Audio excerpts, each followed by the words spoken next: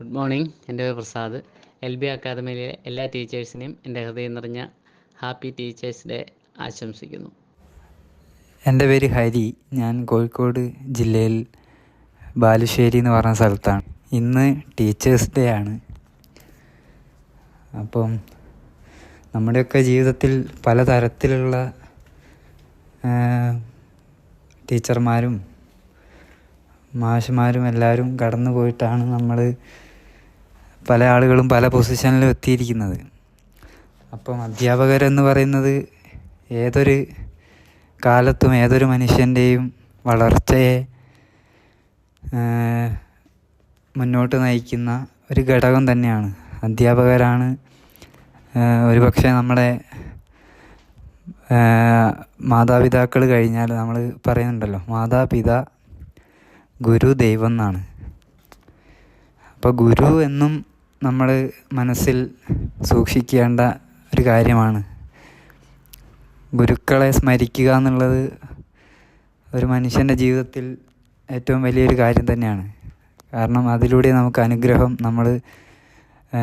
നമ്മുടെ ജീവിതത്തിൽ വലിയ നിലയിലേക്ക് നമുക്ക് എത്താൻ കഴിയുള്ളൂ. അവരുടെ അനുഗ്രഹം കൂടി നമ്മൾക്ക് ഉണ്ടായാൽ മാത്രമേ നമുക്ക് ഉയരങ്ങളിലേക്ക് എത്താൻ കഴിയുള്ളൂ.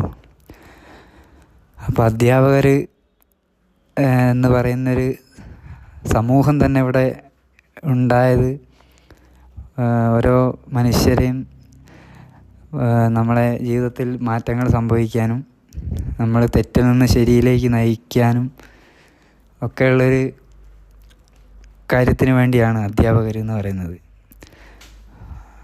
അപ്പം എൻ്റെ ജീവിതത്തിലും പല ഘട്ടങ്ങളിൽ പലതരത്തിലുള്ള അധ്യാപകർ കടന്നു പോയിട്ടുണ്ട്.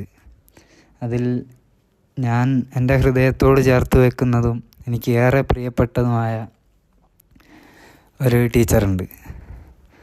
അത് അപ്സര എന്നാണ് പേര്.